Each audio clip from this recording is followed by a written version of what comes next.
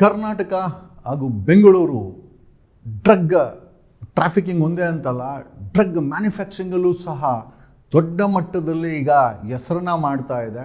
ಒಂದು ಕಡೆ state government ಏಜೆನ್ಸಿಗಳು CCB ಪೊಲೀಸರು ಸೀಸ್ ಮಾಡಿದ್ರೆ, ಇನ್ನೊಂದು ಕಡೆ ಮುಂಬೈ ಪೊಲೀಸರು ಬಾಗ್ಲೂರಲ್ಲಿ ರೇಡ್ ಮಾಡಿದ್ರು ಮ್ಯಾನುಫ್ಯಾಕ್ಚರಿಂಗ್ ಯೂನಿಟ್ಸಲ್ಲಿ. ಬಾಗ್ಲೂರಲ್ಲಿ ಮುಂಬೈ ಪೊಲೀಸರು ರೇಡ್ ಮಾಡೋವರೆಗೂ ಬೆಂಗಳೂರಲ್ಲಿ ನಮಗೆ ಡ್ರಗ್ ಮ್ಯಾನುಫ್ಯಾಕ್ಚರ್ ಆಗ್ತಾ ಇದೆ. ವಿ ಓನ್ಲಿ ಥಾಟ್ ಏನೋ ಬೇರೆ ಕಡೆಯಿಂದ ಇದು ಟ್ರಾಫಿಕಿಂಗ್ ಆಗ್ತಾ ಇದೆ, ಬೆಂಗಳೂರಲ್ಲಿ ಅದನ್ನು ತಿಂದು ಅನಧಿಕೃತವಾಗಿ ತಿಂದು ಸಪ್ಲೈ ಮಾಡಿ ದುಡ್ಡು ಮಾಡ್ತಾರೆ ಒಂದು ಕಡೆ. ಆದರೆ ಇದು ನೋಡಿಕೊಂಡು ಸುಮ್ಮನೆ ಇರೋ ಪೊಲೀಸರು ಒಂದು ಕಡೆ ಅಂತ ನಾವುಗಳು ಕಳೆದ 2 ವರ್ಷದಿಂದ ಈ ಒಂದು ಧ್ವನಿಯನ್ನು ಮಾಡ್ತಾ ಇದ್ದೀವಿ. ಇನ್ಫ್ಯಾಕ್ಟ್ ಸಿದ್ದರಾಮಯ್ಯನವರ ಸರ್ಕಾರದ ಮೇಲೆ ಪದೇ ಪದೇ ಒಂದು ಟೀಮನ್ನು, ಪೊಲೀಸ್ ಟೀಮನ್ನು ಅಥವಾ ಒಂದು ಸ್ಪೆಷಲ್ ಈ ಒಂದು ಡ್ರಗ್ಸನ್ನು ಮಟ್ಟ ಹಾಕುವಂಥ ಒಂದು ಸ್ಪೆಷಲ್ ಟೀಮನ್ನು ಕರ್ನಾಟಕದಲ್ಲಿ ಮಾಡಿ ಅಂತ ಧ್ವನಿ ಎತ್ತಿದ್ದು, ಅದ್ರ ಬಗ್ಗೆ ಸಾಕಷ್ಟು ಒತ್ತಡಗಳನ್ನು ಹಾಕಿದ್ದು ಕಳೆದ 2 ವರ್ಷಗಳಿಂದ ನಾನೇನೆ. Basically we were doing it. But ಈಗ ಬೆಂಗಳೂರಲ್ಲಿ ಏನೋ ಒಂದಷ್ಟು ಚರ್ಚೆಗಳು ಅಥವಾ ಕರ್ನಾಟಕದಲ್ಲಿ ಸೋಷಿಯಲ್ ಮೀಡಿಯಾದಲ್ಲಿ ಚರ್ಚೆಗಳಾಗಿದೆ. ತುಂಬ ಜವಾಬ್ದಾರಿಯುತವಾದಂಥ ಸ್ಥಾನದಲ್ಲಿ ಕೂತಿರುವಂಥ ಕೆಲವು ವ್ಯಕ್ತಿಗಳು ಇದ್ರ ಬಗ್ಗೆ ಚರ್ಚೆ ಮಾಡಿದ್ದಾರೆ. ಡ್ರಗ್ಸ್ ಬಗ್ಗೆನೇ it's none other than zombie drugs ಅಂತ. Whatever it is said and done, ಅದು ಝೋಂಬಿನೋ ಅಥವಾ ಡ್ರಗ್ ತಗೊಂಡಾಗ ಹುಚ್ಚುತನ ಮಾಡೋದಂತೂ ನಿಜನೇ, ಹುಚ್ಚುತನವಾಗಿ ನಡೆಯೋದಂತೂ ನಿಜನೇ. ಬೇರೆ ಯಾರು ಅಲ್ಲ, ದುನಿಯಾ ವಿಜಯ್ ಅವರು ಈ ಝೋಂಬಿ ಡ್ರಗ್ಸ್ ಬಗ್ಗೆ ಒಂದು ಜವಾಬ್ದಾರಿಯುತವಾದಂಥ ಮಾತುಗಳನ್ನು ಹೇಳಿದ್ರು. We thank it. ಜೊತೆಯಲ್ಲಿ ಮಾಜಿ Bengaluru city police commissioner Bhaskar Rao ಸಹ ತಮ್ಮ ಸಾಮಾಜಿಕ ಜಾಲತಾಣಗಳು ಅಥವಾ ಫೇಸ್ಬುಕ್ ಟ್ವಿಟರ್ಗಳಲ್ಲಿ ಈ ಝೋಂಬಿ ಡ್ರಗ್ ಬಗ್ಗೆ ತಮ್ಮ ಕಳವಳವನ್ನು, ಅಂದರೆ ಎಲ್ಲಿ ಹೋಗ್ತಾ ಇದೆ ನಮ್ಮ ಸಮಾಜ ಅಂತ ವ್ಯಕ್ತಪಡಿಸಿದ್ರು. ಜೊತೆಯಲ್ಲಿ we also carried a story. ಆ ಬಾಗ್ಲೂರಲ್ಲೆಲ್ಲ ಅವನು ಒಂದು ಕಡೆ ಪಂಜಾಬು, ಒಂದು ಕಡೆ ಬಾಗ್ಲೂರಲ್ಲಿ ಒಂದಷ್ಟು ಈ ಡ್ರಗ್ ತಗೊಂಡಾಗ, we don't particularly brand is zombie ಅಂತ, ಬಟ್ ಡ್ರಗ್ ತಗೊಂಡಾಗ ಅದಕ್ಕೆ ಇವರು ಸ್ಪೆಷಲಾಗಿ ಒಂದು ಬ್ರ್ಯಾಂಡನ್ನು ಕೊಟ್ಟರು, ಏನೋ ಝೋಂಬಿ ಡ್ರಗ್ ಅಂತ, ಈ ಥರ ತೂಗಾಡುವಂಥದ್ದು. ಅದರ ಬಗ್ಗೆ ನಾವು we carried a story. In fact we quoted ಏನೋ ದುನಿಯಾ ವಿಜಯ್ ಅವ್ರನ್ನ ಕೋಟ್ ಮಾಡಿದ್ವಿ, ಮತ್ತು ಮಾಜಿ ಪೊಲೀಸ್ ಕಮಿಷನರ್ ಅವ್ರನ್ನ ಕೋಟ್ ಮಾಡಿದ್ವಿ, ಮತ್ತು ಬಾಗ್ಲೂರಲ್ಲಿ ನಡೆದಂಥ ಘಟನೆನೂ ಕೋಟ್ ಮಾಡಿ we carried a story. Yesterday ಇಮ್ಮಿಡಿಯೇಟಾಗಿ ಇವತ್ತು ಬೆಂಗಳೂರು ಸಿಟಿ ಪೊಲೀಸ್ ಕಮಿಷನರು ಮತ್ತು ಗೃಹ ಮಂತ್ರಿಗಳು ಒಂದು ಸ್ಟೇಟ್ಮೆಂಟನ್ನು ಕೊಟ್ಟಿದ್ದಾರೆ. ಬನ್ನಿ, ಏನು ಕೊಟ್ಟಿದ್ದಾರೆ ದಯಮಾಡಿ ನೋಡೋಣ. ವಶಕ್ಕೆ ತಗೊಂಡಿದ್ದಾರೆ. ಅವ್ರದ್ದು ಮೆಡಿಕಲ್ ಟೆಸ್ಟ್ ಕೂಡ ಮಾಡಲಾಗಿದೆ. ಮೆಡಿಕಲ್ ಟೆಸ್ಟಲ್ಲಿ ಯಾವುದು ಡ್ರಗ್ದು ಯಾವುದು ರಿಪೋರ್ಟ್ ಬಂದಿಲ್ಲ. ಆದರೆ ಆ ವ್ಯಕ್ತಿಯವರು ಕೂಡ ನಶೆಯಲ್ಲಿ ಇದ್ರು ಆ ಟೈಮಲ್ಲಿ. ಜೊತೆಗೆ ಅವರು ಕೆಲವು ಮೆಡಿಸಿನ್ ಕೂಡ ತಗೊಂಡಿದ್ರು, ಆರ್ಥರೈಟಿಸ್ ಮತ್ತೆ ಇನ್ನಿತರ ಯಾವುದು ಹೌದು ಅದರದ್ದು ಸಂಬಂಧಪಟ್ಟ ದಾಖಲಾತಿ ಇದೆ ಅವರು. ಇದು ಈ ಮೇಲ್ ನೋಡಿದ್ರೆ ಗೊತ್ತಾಗಿದೆ.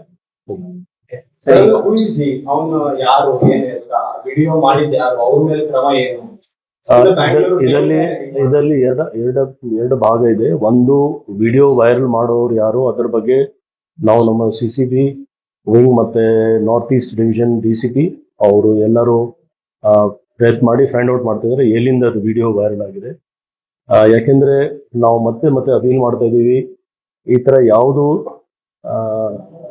ಇನ್ಫಾರ್ಮೇಶನ್ ಇದ್ರೆ ಖಂಡಿತ ಪೊಲೀಸ್ಗೆ ತಿಳಿಸಿ. ಸುಮ್ನೆ ಒಂದು ಆತಂಕ ಸ್ಪ್ರೆಡ್ ಮಾಡೋದು ಮತ್ತೆ ಫಾಲ್ಸ್ ಇನ್ಫಾರ್ಮೇಶನ್ ಸ್ಪ್ರೆಡ್ ಮಾಡೋದು, ಅದು ಇಲ್ಲಿಗಲ್ ಆಕ್ಟ್ ಇದೆ. ಅದರ ಬಗ್ಗೆ ನಾವು ಕ್ರಮ ಕೂಡ ತಗೊಳ್ಬಹುದು. ಸೊ ನಾವು ಫೈಂಡ್ ಔಟ್ ಮಾಡ್ತಾ ಇದ್ದೀವಿ, ಅದ್ರ ಬಗ್ಗೆನೂ ಪತ್ತೆ ಮಾಡ್ತೀವಿ ಯಾವ ಹ್ಯಾಂಡಲ್ ಇಂದ ಇದು ಇನ್ಸ್ಟಾಗ್ರಾಮ್ ಅಲ್ಲಿ ಅಪ್ಲೋಡ್ ಆಗಿದೆ. ಮತ್ತೆ ಅದಕ್ಕಿಂತ ಮುಖ್ಯವಾಗಿ ಕೆಲವು ರೆಸ್ಪೆಕ್ಟಬಲ್ ಪರ್ಸನ್ಸ್ ಆಫ್ ಸೊಸೈಟಿ, ಸಮಾಜದಲ್ಲಿ ಕೆಲವು ವ್ಯಕ್ತಿಯವರು ಇದ್ದಾರೆ, ಅವರು ಕೂಡ ಇದಕ್ಕೆ ಶೇರ್ ಮಾಡಿಕೊಂಡು ಯಾಕೆಂದ್ರೆ ನೀವು ಅಥವಾ ಯಾರು ನಾವು ಇದಕ್ಕೆ ಸ್ಪಷ್ಟೀಕರಣ ಕೊಡ್ಲಿಕ್ಕೆ ನಮ್ಗೆ ಫಸ್ಟ್ ಮೆಡಿಕಲ್ ರಿಪೋರ್ಟ್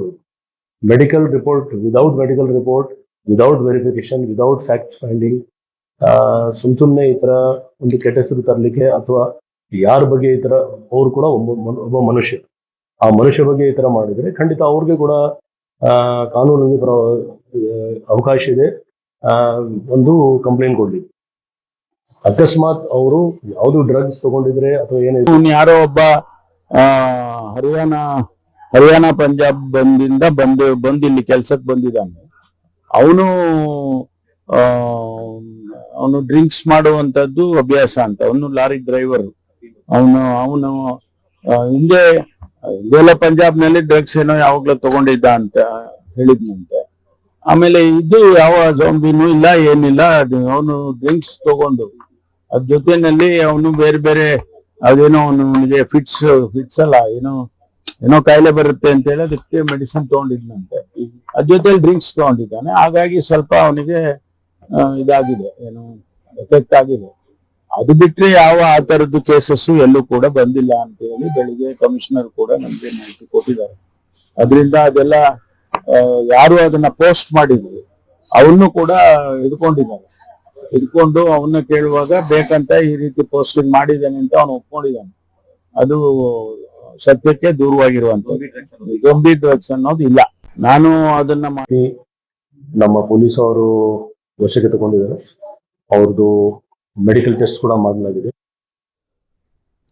ನೋಡಿದ್ರಲ್ಲ, ಓಕೆ, ಡ್ರಗ್ಸಿಂದ ಕರ್ನಾಟಕ ತತ್ತರಿಸಿ ಇವತ್ತಿನ ಯುವ ಪೀಳಿಗೆ ಬೆಂಗಳೂರಲ್ಲಿ ಗಲ್ಲಿನಲ್ಲಿ ಡ್ರಗ್ಸ್ಗಳು ಸಿಗುತ್ತೆ. ಇದ್ರ ಬಗ್ಗೆ ನಮ್ಮ ಬೆಂಗಳೂರಿನ city police commissioner Seemanth Kumar ಅವರೇ ಇದ್ರ ಬಗ್ಗೆ ತಮ್ಮ ಹೇಳಿಕೆ ಏನು? ಅಲ್ಲ, ಸಿಗುತ್ತೆ ಅನ್ನೋದಕ್ಕಿಂತ ಸೀಸ್ ಮಾಡಿ ನೀವೇ ಎವಿಡೆನ್ಸ್ಗಳನ್ನ ಕೊಡ್ತಾ ಇದ್ದೀರಾ. ಕಳೆದ 1.5 ತಿಂಗಳು 2 ತಿಂಗಳಲ್ಲಿ ಎಷ್ಟು ಡ್ರಗ್ ಕೇಸ್ಗಳನ್ನು ನೀವೇ ಸೀಸ್ ಮಾಡಿದ್ದೀರಾ. ಅದು ಜನರ ಒತ್ತಡದ ಮೇಲೆ, ನಮ್ಮ ಒತ್ತಡದ ಮೇಲೆ ಪ್ರತಿ ಬಾರಿ ಕೂಡ ನಾವು ಡ್ರಗ್ ವಿಚಾರವನ್ನು ಕಳೆದ 2 ವರ್ಷದಿಂದ ಇವತ್ತಿನ ಹೀನಾಯ ಪರಿಸ್ಥಿತಿಗೆ ಸಮಾಜ ಏನಾದರೂ ಹೋಗಿದೆ ಅಂತಂದರೆ mister Seemant Kumar, Bengaluru city police commissioner, ನಿಮ್ಮ ಇಲಾಖೆನೇ ಇದಕ್ಕೆ ಕಾರಣ. ಇವತ್ತು ನೀವು ಹೇಳ್ತಾ ಇದ್ದೀರಾ ಝೋಂಬಿ ಡ್ರಗ್ಸನ್ನು, ಝೋಂಬಿ ಡ್ರಗ್ಸ್ ಯಾವುದೂ ಇಲ್ಲ, ಅದ್ರ ಬಗ್ಗೆ ಅಪಪ್ರಚಾರ ಮಾಡಬೇಡಿ, ನಿಮ್ಮಲ್ಲೇ ಕ್ರಮ ಜರುಗಿಸ್ತೀವಿ ಅಂತ. Forget about being a media. ಒಬ್ಬ ದುನಿಯಾ ವಿಜಯ್ ಜವಾಬ್ದಾರಿಯುತವಾದಂಥ ವ್ಯಕ್ತಿ.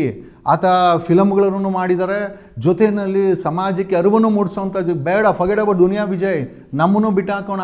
ನಿಮ್ಮದೇ ಇಲಾಖೆಯ ಭಾಸ್ಕರ್ ರಾವ್ ಅವರು ಮಾಜಿ ಪೊಲೀಸ್ ಕಮಿಷನರು ಕಳವಳವನ್ನು ವ್ಯಕ್ತಪಡಿಸಿದ್ದಾರೆ. ಆಮೇಲೆ coming straight to that particular case ಇರ್ಬೋದು, ನಿಮ್ಮ ಪೊಲೀಸರು ಮಾಡೋ ತನಿಖೆಯನ್ನು ನಾವು ಯಾಕೆ ನಂಬಬೇಕು? Mister Bengaluru city police commissioner Seemanth Kumar ಅವರೇ, ವಿ ಆಲ್ ಲವ್, ಅದು ದುನಿಯಾ ವಿಜಯ್ ಆಗಿರ್ಬೋದು ಅಥವಾ ಭಾಸ್ಕರ್ ರಾವ್ ಆಗಿರ್ಬೋದು, ಮಾಜಿ ಪೊಲೀಸ್ ಕಮಿಷನರ್ ಆಗಿರ್ಬೋದು, ನಮ್ಮ ಮಾಧ್ಯಮ ಆಗಿರ್ಬೋದು, ನಾವಾಗಿರ್ಬೋದು, ವಿ ಆಲ್ ಲವ್ ಕರ್ನಾಟಕ ಚೆನ್ನಾಗಿರಬೇಕು ಅನ್ನೋ ಇಷ್ಟಪಡುವಂಥ ಜನ ನಾವು. ಬೆಂಗಳೂರು ಚೆನ್ನಾಗಿರಬೇಕು, ಸಮಾಜ ಚೆನ್ನಾಗಿರಬೇಕು ಅಂತ ಇಷ್ಟಪಡುವಂಥ ಜನ ನಾವು. ನಮ್ಗಳಿಗೆ ಏನಾದರೂ ಗೊತ್ತಾದರೆ ಅದನ್ನು ತಗೊಂಬಂದು ಸಾಮಾಜಿಕ ಮಾಧ್ಯಮಗಳಲ್ಲೋ ಅಲ್ಲಿ ಇದ್ರ ಬಗ್ಗೆ ಕ್ಲಾರಿಟಿ ಕೊಡಿ ಅಂತ ಹೇಳಿ ಕೊಡಬೇಕಾದು ನಿಮ್ಮ ಜವಾಬ್ದಾರಿ. ನಿಮಗೆ ಆ ಒಂದು ಬೆಂಗಳೂರು ಸಿಟಿ ಪೊಲೀಸ್ ಕಮಿಷನರ್ ಕುರ್ಚಿಯನ್ನು ಕೊಟ್ಟಿರೋದು ಕ್ಲಾರಿಟಿ ಕೊಡೋಕ್ಕೋಸ್ಕರ. Forget about me being a media, ನಾವು ಮಾಧ್ಯಮ ಅದನ್ನು ಬಿಟ್ಟಾಕೋಣ.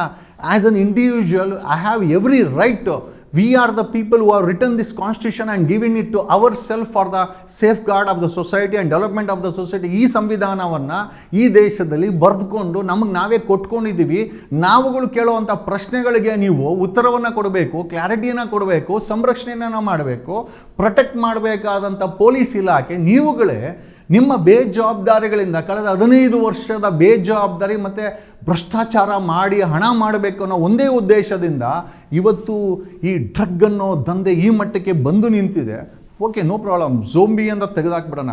ಝೋಂಬಿ ಅನ್ನೋದು ಇನ್ನೇ ಇಲ್ಲ. ಡ್ರಗ್ ತಗೊಂಡಂಥ ವ್ಯಕ್ತಿ ಈ ಕ್ಯಾರೆಕ್ಟರ್ಸ್ ಖಂಡಿತವಾಗಿ ಕಾಣಿಸುತ್ತೆ. ತೂಗಾಡೋದು ಅಥವಾ ಏನಾದರೂ ಕ್ರೈಮ್ ಮಾಡಬೇಕನ್ನೋದು, ವೀಲಿಂಗ್ ಮಾಡೋದು, ಉಚ್ಚಾಟವನ್ನು ಮೆರೆಯೋದು, all this are the characteristics of a person who takes a drugs. And from person to person, ಒಬ್ಬ ವ್ಯಕ್ತಿಯಿಂದ ಇನ್ನೊಬ್ಬ ವ್ಯಕ್ತಿಗೆ ಡ್ರಗ್ನ ಒಂದು ಏನಿದೆ ರಿಯಾಕ್ಷನ್ನು ಬದಲಾವಣೆ ಆಗುತ್ತಾ ಹೋಗುತ್ತೆ, ವಿಚಿತ್ರವಾಗುತ್ತಾ ಹೋಗುತ್ತೆ. ಇದನ್ನು ನಾನು ಹೇಳ್ತಾ ಇಲ್ಲ. ಆಲ್ ಇಂಡಿಯಾ ಮೆಡಿಕಲ್ ಸೈನ್ಸ್ ಆಗಿರ್ಬೋದು, ಅಥವಾ ನಮ್ಮ ನಿಮ್ಯಾನ್ಸ್ ಆಗಿರ್ಬೋದು, ಅಥವಾ ಇಂಡಿಯನ್ ಇನ್ಸ್ಟಿಟ್ಯೂಟ್ ಆಫ್ ಸೈನ್ಸ್ ಆಗಿರ್ಬೋದು, ಮೆಡಿಕಲ್ ಕೌನ್ಸಿಲ್ ಆಫ್ ಇಂಡಿಯಾ ಆಗಿರ್ಬೋದು, this are the observations of A drug addicted person. ಅಲ್ಲಿ ಅವನು ಝೋಂಬಿ ಡ್ರಗ್ಸೇ ತೊಗೊಬೇಕಾಗಿಲ್ಲ. ಓಕೆ, ನ್ಯಾಚುರಲ್ ಮಾಮೂಲಿ ಡ್ರಗ್ ತೊಗೊಂಡ್ರು ಕೂಡ ಈ ಕ್ಯಾರೆಕ್ಟರ್ಸ್ ಬರುತ್ತೆ. ಆಮೇಲೆ ಕಮಿಂಗ್ ಸ್ಟ್ರೈಟ್ ಟು ಪೊಲೀಸ್ ತನಿಖೆ, ಪೊಲೀಸ್ ಅವ್ರನ್ನ ನಂಬೇಕಾ? ಸೀಮಂತ್ ಕುಮಾರ್ ಅವರೇ, ಪೊಲೀಸವ್ರನ್ನ ನಂಬೇಕಾ? ಪೊಲೀಸ್ ಇಲಾಖೆನ ನಂಬೇಕಾ? ನಿಮ್ಮ ಪೊಲೀಸವರು ಪ್ರತಿದಿನ ಅತ್ಯಾಚಾರಗಳನ್ನು ಮಾಡಿ, ರೇಪ್ಗಳನ್ನು ಮಾಡಿ, ಕಸ್ಟೋಡಿಯಲ್ ಡೆತ್ಗಳನ್ನು ಮಾಡಿ, ಕಳ್ಳತನಗಳನ್ನು ಮಾಡಿ, ATM ದರೋಡೆಗಳನ್ನು ಮಾಡಿ, ಕರ್ತವ್ಯ ಲೋಪಗಳನ್ನು ಮಾಡಿ, FIR ಹಾಕೋಕ್ಕೆ ಕಾಸು, ಚಾರ್ಜ್ ಶೀಟ್ ಹಾಕೋಕ್ಕೆ ಕಾಸು, ಸುಳ್ಳು FIR ಮಾಡೋಕ್ಕೆ ಕಾಸು, ಏನಾದರೂ ಪ್ರಶ್ನೆ ಮಾಡಿದ್ರೆ ರೌಡಿ ಶೀಟ್ರುಗಳು ಮಾಡಿ ಈ ಸಮಾಜವನ್ನು ಒಂದು ಘಾತಕವಾಗಿ ಐ ಥಿಂಕ್ ಟ್ರಾನ್ಸ್ಫಾರ್ಮ್ ಮಾಡ್ತಾ ಇರೋವಂಥ ಈ ಇಲಾಖೆಯಲ್ಲಿ ಪ್ರಶ್ನೆ ಮಾಡೋವಂಥ ಅಧಿಕಾರ 140 ಕೋಟಿ ಜನಸಂಖ್ಯೆಗೂ ಇದೆ, ನನಗೂ ಇದೆ, ನಮ್ಮ ಮಾಧ್ಯಮಕ್ಕೂ ಇದೆ, ದುನಿಯಾ ವಿಜಯ್ಗೂ ಇದೆ. ಅದನ್ನು ಕ್ಲಾರಿಟಿ ಮಾಡಬೇಕಾದಂಥ ಜವಾಬ್ದಾರಿ ರಾಜ್ಯದ ಹೋಮ್ ಮಿನಿಸ್ಟರ್ ಆಗಿರ್ಬೋದು, DGP ಆಗಿರ್ಬೋದು, ಅಥವಾ ಬೆಂಗಳೂರಿನ ಇನ್ಚಾರ್ಜ್ ಪೊಲೀಸ್ ಕಮಿಷನರ್ ನಿಮಗಿದೆ. ನಿಮಗೆಲ್ಲ ಸಂಬಳ ಕೊಡ್ತೀವಿ. You all draw salaries not to threaten, ಯಾರನ್ನು ಥ್ರೆಟನ್ ಮಾಡೋಕ್ಕೋಸ್ಕರ ಅಲ್ಲ. ಆ ಜಾಗದಲ್ಲಿ ಕೂತ್ಕೊಂಡು ಒಬ್ಬ ಸಾಮಾನ್ಯ ಮನುಷ್ಯನಿಗೆ ಆಗೋವಂಥ ನಮ್ಮ ಮನೆಯಲ್ಲಿ ಅಥವಾ ಈ ಸಮಾಜದಲ್ಲಿ ಹೆಣ್ಣು ಮಕ್ಕಳಿದ್ದಾರೆ, ಶಾಲೆಗೆ ಹೋಗ್ತಾರೆ, ಕಾಲೇಜ್ಗೆ ಹೋಗ್ತಾರೆ, ಅವ್ರ ಮೇಲೆ ಆಗ್ತಾರಂಥ ಮೊಲೆಸ್ಟೇಷನ್. ವೈ 2025ರಲ್ಲಿ ಎಷ್ಟು ರೇಪ್ ಕೇಸ್ ಆಗಿದೆ ಬೆಂಗಳೂರಲ್ಲಿ ನಿಮಗೆ ಗೊತ್ತಿರಬೇಕಲ್ಲ. ಎಷ್ಟು ಡ್ರಗ್ಗಳನ್ನು ಸೀಸ್ ಮಾಡಿದ್ದೀವಿ ಬೆಂಗಳೂರು ಸಿಟಿ ಪೊಲೀಸ್ ಕಮಿಷನರ್ಗೆ ನಿಮಗೆ ಗೊತ್ತಿರಬೇಕಲ್ಲ. ಗಲ್ಲಿನಲ್ಲಿ ಡ್ರಗ್ ಸಿಗ್ತಾ ಇದೆಯಲ್ಲ, ಇದಕ್ಕೆಲ್ಲ ನಿಮ್ಮ ಹತ್ರ ಏನು ಉತ್ತರ ಇದೆ ಮಿಸ್ಟರ್ ಸೀಮಂತ್ ಕುಮಾರ್ ಸಿಂಗ್? ನಿಮ್ಮ ಇಲಾಖೆಯ ಬೇಜವಾಬ್ದಾರಿ, ಪೊಲೀಸ್ ಇಲಾಖೆಯ ಬೇಜವಾಬ್ದಾರಿ ಅಂತ ನಾನು ಹೇಳೋಕ್ಕೆ ಖಂಡಿತ ಇಷ್ಟಪಡ್ತೀನಿ. Your department is the whole reason. ಈ ಒಂದು ಡ್ರಗ್ ಯಾರಿಗೆ ಕಂಟ್ರೋಲ್ ಮಾಡಬೇಕಾಗಿರೋದು? ಡ್ರಗ್ಗನ್ನು ಯಾರು ಕಂಟ್ರೋಲ್ ಮಾಡಬೇಕಾಗಿರೋದು? ಹೆಂಗೆ ಟ್ರಾಫಿಕಿಂಗ್ ಆಯಿತು? ಓಕೆ, ಇವರು ಪಕ್ಕದ ರಾಜ್ಯದ ಮಹಾರಾಷ್ಟ್ರ ಪೊಲೀಸರು ನಿಮ್ಮದೇ ಜುಡಿಕ್ಷನಲ್ಲಿ, ಬೆಂಗಳೂರು ಜುಡಿಕ್ಷನಲ್ಲಿ, ಬಾಗ್ಲೂರಲ್ಲಿ ಮ್ಯಾನುಫ್ಯಾಕ್ಚರಿಂಗ್ ಯೂನಿಟ್ಗಳನ್ನು, ಡ್ರಗ್ ಮ್ಯಾನುಫ್ಯಾಕ್ಚರಿಂಗ್ ಯೂನಿಟ್ಗಳನ್ನು ಸೀಸ್ ಮಾಡಿದ್ರಲ್ಲ, ಇದಕ್ಕೆ ಯಾವ ಮುಖ ಇಟ್ಕೊಂಡು ನೀವು ಇದಕ್ಕೆ ನಿಮ್ಮ ರಿಯಾಕ್ಷನನ್ನು ಕೊಡ್ತೀರಿ? ಯಾಕೆ ರಿಯಾಕ್ಷನ್ ಕೊಟ್ಟಿಲ್ಲ ನೀವು ಅವತ್ತು? ಯಾಕೆ ರಿಯಾಕ್ಷನ್ ಕೊಟ್ಟಿಲ್ಲ? Why do require Maharashtra police command seize drug manufacturing units in Bengaluru city? ನಿಮ್ಮ ಬಳಿ ಉತ್ತರ ಇದೆಯಾ? If I would have been a CM and home minister, I would have remove you from the post. ಏನು ಮಾಡ್ತೀರಾ? ನಾವು ಇಂಥ ಸಮಾಜ ಘಾತಕ ಶಕ್ತಿಗಳಿಗೆ ಓಟ್ ಹಾಕಿದ್ದೀವಿ. They don't even bothered. ಒಬ್ಬ ಪೊಲೀಸ್ ಕಮಿಷನರ್ ಆಗಿ DRI ಮಾರ್ಚಲ್ಲಿ DRI ಬಂದ್ಬಿಟ್ಟು 9.2 ಕೋಟಿ ಕ್ರಿಸ್ಟಲ್ಗಳನ್ನು ಬೆಂಗಳೂರಲ್ಲಿ ಸೀಸ್ ಮಾಡುತ್ತೆ, 3 ಜನನ ಅರೆಸ್ಟ್ ಮಾಡ್ತಾರೆ. ನಿಮ್ಮದೇ ಜುಡಿಕ್ಷನಲ್ಲಿ ರೀ Seemant Kumar Singh, the Bengaluru city police commissioner, ನಿಮ್ಮದೇ ಜುಡಿಕ್ಷನಲ್ಲಿ 3 ಜನನ ಅರೆಸ್ಟ್ ಮಾಡ್ತಾರೆ, 9 ಕೋಟಿ ಕ್ರಿಸ್ಟಲ್ ಡ್ರಗ್ಸನ್ನು ಸೀಸ್ ಮಾಡ್ತಾರೆ. ಈ ಡ್ರಗ್ಸ್ಗಳು ಪ್ರತಿ ತಿಂಗಳು ಬರೋವಂಥ ಅಥವಾ ಮ್ಯಾನುಫ್ಯಾಕ್ಚರ್ ಆಗೋವಂಥ ಈ ಒಂದು ಡ್ರಗ್ಗಳು ಎಷ್ಟು ಪರಿಣಾಮ ಬೀರ್ತಾ ಇದೆ, ಇದನ್ನು ತಡೆಗಟ್ಟುವಲ್ಲಿ ಈಸ್ ಬೆಂಗಳೂರು ಸಿಟಿ ಝೀರೋ ಈ ಒಂದು ಡ್ರಗ್ಗಳನ್ನು ಐ ಥಿಂಕ್ ಡ್ರಗ್ ಮಾರಾಟ, ಡ್ರಗ್ ಮುಕ್ತವಾದ ಮಾಡಿಬಿಟ್ಟಿದೆಯಾ? ಎಂಥದ್ದು ಇಲ್ಲ. ನಿಮ್ಮ ಇಲಾಖೆ, ನಿಮ್ಮ ಪೊಲೀಸ್ ಕಮಿಷನ್ ಸುತ್ತಮುತ್ತ ಹೋದ್ರೆ ಕಬ್ಬನ್ ಪಾರ್ಕ್ ಜಾಗಗಳಾಗಿರ್ಬೋದು, ಗಲ್ಲಿನಲ್ಲಿ, ನಿಮ್ಮ ಕಚೇರಿ ಪಕ್ಕದಲ್ಲಿರುವಂಥ ಕನಿಗ್ಯಾಮ್ ರೋಡ್ಗಳಲ್ಲಿ ಎಲ್ಲಿ ಸಿಗಲ್ಲ ಡ್ರಗ್ಸು? ಗಲ್ಲಿನಲ್ಲಿ ಬೆಂಗಳೂರು ಸಿಗುತ್ತೆ. ಕಾರಣ ನಿಮ್ಮ ಇಲಾಖೆಯಲ್ಲಿ ತುಂಬಿರುವಂಥ ಈ ಭ್ರಷ್ಟ ಅಧಿಕಾರಿಗಳು. ನೀವೇನೋ ಅಲ್ಲಿ ಬಂದು ಕೂತ್ಕೊಂಡು ಅಪಪ್ರಚಾರ ಮಾಡಬೇಡಿ ಅಂತ ಇದೇ ಸಮಾಜದಲ್ಲಿ ನಿಮಗೆಲ್ಲರಿಗೂ ಸಂಬಳಗಳನ್ನು ಕೊಟ್ಟು, ನಿಮ್ಮ ಸಂಬಳಗಳಿಗೆ ತೆರಿಗೆಗಳನ್ನು ಕಟ್ಟಿ, ನಾವು ಓಟ್ಗಳನ್ನು ಹಾಕಿ, ಸರ್ಕಾರಗಳಿಗೆ ಓಟ್ ಹಾಕಿ, ಸರ್ಕಾರಗಳನ್ನು ರಕ್ಷಿಸಿ, ಪ್ರತಿದಿನ ತೆರಿಗೆಗಳನ್ನ ಕಟ್ಟಿ ಈ ಒಂದು ಆಘಾತಕಾರಿ ಪರಿಸ್ಥಿತಿಯಲ್ಲಿ ಜೀವನ ಮಾಡಬೇಕಲ್ಲ. ಯಾಕೆ ನಾವು ಪ್ರಶ್ನೆ ಮಾಡಬಾರ್ದಾ? ಅಲ್ಲ, ದಿಸ್ ಇಸ್